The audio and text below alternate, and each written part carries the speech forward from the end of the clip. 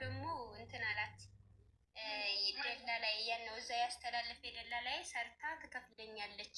ልጇ እንኳን በፈጣሪ ማገኘዋለሁ እኔ ሰርታ ትከፍለኛለች፣ ምንም እንዳታደርጊያት በቃ ተያት አላት። በኋላ እሷ ተቀያየረችብኝ። መጀመሪያ ነበር እንጂ ባሏ ታያት ስላላት ሌላ ሊያስተላለፈ ደላላ ነው። ተያት በቃ እኔ እንትን እላታለሁ እኔ ወጪውን እሸፍንላታለሁ እና እሱ ነው ግማሹን ከሰርተው ክፍያ ስለነበር ግማሹን ከፍሎ ይላከልኝ እሱ ነው። እና እንዴት ጓደኛዬ ማለት 6,000 ሪያል ነው ልጅ የሄደው ጓደኛዬ እና እንደገና ደላላው ነው እንትን ብለው አዋተው ተባብረው የላኩልኝ ማለት ነው። እስከዛ ድረስ የልጅ አጥሚትና እንትን ነበር እያረኩ የነበረው። ባልሽስ? ኧረ ባሌ ሲደወልለት ጭራሽ የለኝም ነው የሚያውቀው። ቆይ እንዳረገሽ ስትነግሪው ምን አለ? አውቅ ነበር አለ። በቃ እኔ እንትን እያለሽ እዛ እንትን እያለሽ እያመመኝ ስለነበር መጀመሪያ ማውቅ ነበር አለኝ። ኢትዮጵያ እያለሽ? አዎ እኔ እንጂ ያላወቅኩት፣ እሱ ግን እኔ አውቅ ነበር መጀመሪያ። ሲያምሽ እንደዚህ በቃ ሆዴ የተቃጠልኩ ነበር የምለው መጀመሪያ።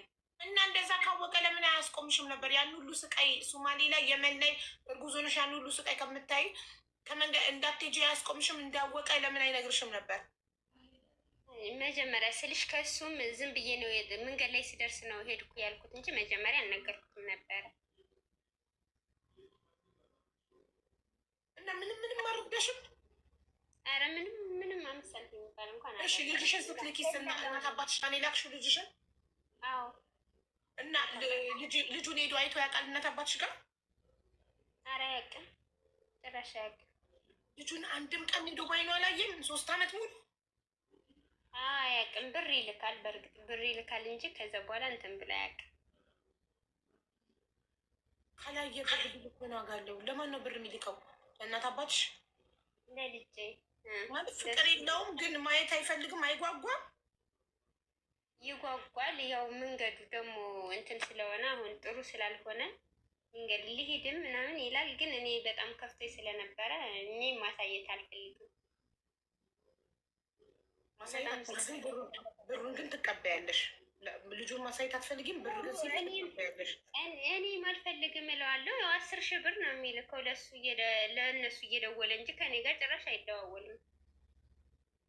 10,000 ብር በየስንት ጊዜ? በየወሩ? ያው በ2 ወሩ በ3 ወሩ ነው የሚልከው። ግን ማለት ነው ደላለዋን ስትውጪ አመሰገንሻት? ያው እሱማ ግድ አይደለም። ደላላውን አመስገኛታለሁ በጣም። እና ከዛ ቤት ወጥሽ አሁን ሌላ ይገዛ ቤቶች? እኔ አሁን ወደፊት ነው ያለው። መጀመሪያ ወደ ጅዛን ነበርኩ። ወደፊት ነው ያለው ታው እኮ ያቺን ጥሩ ደላላ ከጎንሽ የቆመችውን በእርግዝናሽ ሰዓት በችግርሽ ሰዓት ከጎንሽ የቆመችውን ከመልቀቅሽ በፊት ቤቷን አመስግነሻት ነው የወጣሽው? አዎ በስልክ እናወራ ነበር። በስልክ ራሱ እናወራለን። በጣም እኔ የደላላ ጥሩ አይቼ አላውቅም በህይወቴ። ጥሩ ናት ማለት በእርግዝናሽ ሰዓት ከጎንሽ ቆማ ያ ሁሉ እዳ እያለብሽ የመጣሽበትን ሳትከፍይ ነው እዳ ያለብኝ በጣም ከደላላው ጋር ያለብኝ የመውለጃ የሆስፒታል 3,000 ሪያል አምና አበድራሽ ሰርተሽ ክፈይ ነገ ተያዥ አትያዥ ሳታውቅ አምና አበድራሽ ከጎንሽ መቆሟ፣ በዛ ላይ የመንግስት ሆስፒታል አስገብታሽ ከወለድሽ በኋላ መታ አስጠፍታሽ ከመንግስት ሆስፒታል ቤቷ አስጠግታሽ ገባሽ። ይህ ሁሉ ውለታ በጣም ማመስገን አለብሽ። አዎ እግዚአብሔር ይመስገን። ያው ልጄ እንግዲህ በዚህ ይህን ያክል አሳልፍ ያለው ያው ውስጥ ዳሽን ከፍለሽ ጨረሽ ወይስ ማረሽ? ጨረስኩ። አይ ዳይን ጨረስኩ። ጓደኛዬ ናት የማረች። እሷ አልፈልግም አለች። ጓደኛሽ ብድር ነው? አዎ ዝም ብላ እንጂ አልፈልግም አለች።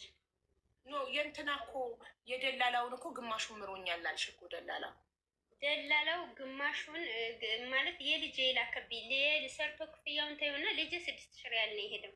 ከዚህ የመላኪያ አዎ የመላኪያ የልጄ መላኪያ 3,000 ሪያል ጓደኛዬ ነው የላከችልኝ። 3,000 ሪያል ደግሞ እሱ ደላላው።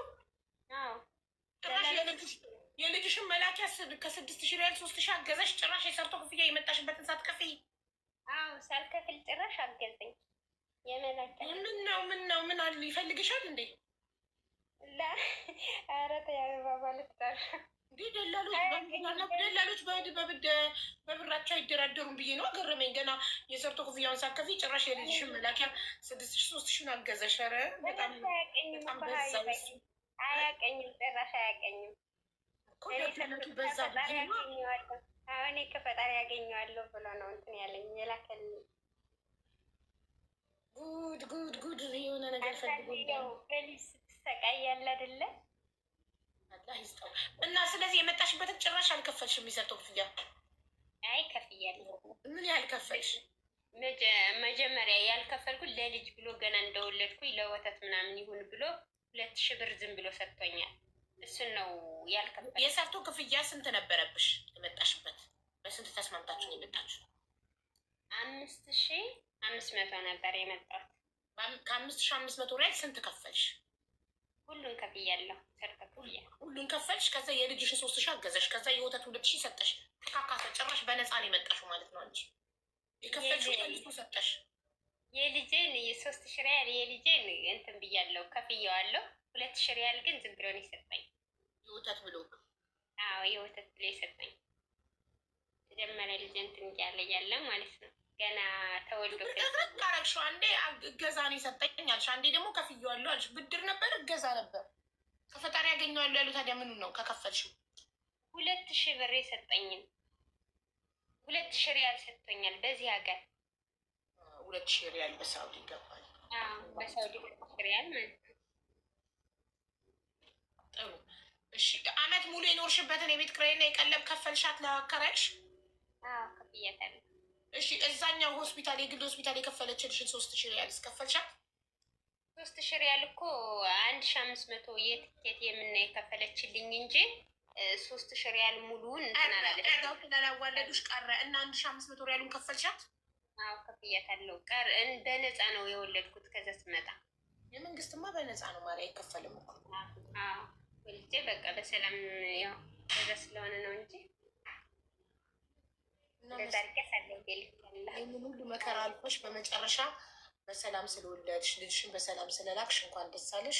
ታሪክሽን ስላካፈልሽ እናመሰግናለን። እና 3 ዓመት አይበቃሽም? አትገቢም ሀገርሽ? ኧረ ገና ዳይን ሰርቶ ክፍል የጨረስኩኝ ገና ብዙም አይደለም ማለት ለነገሩ ከ3 ዓመት 1 ዓመቱን ቤት ቁጭ አልሽ። የሰራሁት 2 ዓመቱን ነው። 2 ዓመት ነው የሰራሁት። እሺ ቁስልሽ ደረቀ? ኦፕሬሽኑ ደህና ነሽ አሁን? ደህና ነኝ እግዚአብሔር ይመስገን። አሁን በሰላም እየሰራ ነው ያለ። አይ በርቺ እናቴ። እሺ አባዬሽ። ልጅሽ ጋር ትደውያለሽ? ከመውጣቷ ደህና ነው ልጅሽ? አዎ ደህና ነው እግዚአብሔር ይመስገን። ቆይ ከመውጣትሽ በፊት አንድ ነገር ልምከርሽ። እሺ የታለም ምን አለ መሰለሽ፣ ባልሽ የፈለገ ሊያስቀይምሽ ይችላል። በአንቺና በሱ መሀል ጥሩ ነገር ላይኖር ይችላል። ልጅሽ ግን አንድ ቀን አባቴ ማለት አይቀርም ልጁ ስለሆነ። በዚህ ላይ ደግሞ ገንዘብ ይልካል። ገንዘቡን እየተቀበለ እሱ ስህተት ነው። የእኔ ቆንጆ ምን ታደርጊያለሽ? አንቺ እንደፈለገ ጥዩ፣ ግን አባትና ልጅ መሀል ጸብ አትፍጠሪ። አንቺ በፈጣሪ ብዙ ሰው ረድቶሻል፣ አንቺም ደግሞ እሱን እርጂው። ይህ ፍቀጅለት፣ እንደ አያት አድርጊው፣ የቻለውን ያህል ይርዳል። አንቺ ታዲያ ፈጣሪን በምን ልትከፊው ነው? ይህ ሁሉ ነገር አድርጎልሽ ፈጣሪ በሰዎች አንቺ እንዴት አድርገሽ ነው ለፈጣሪ መከፊው?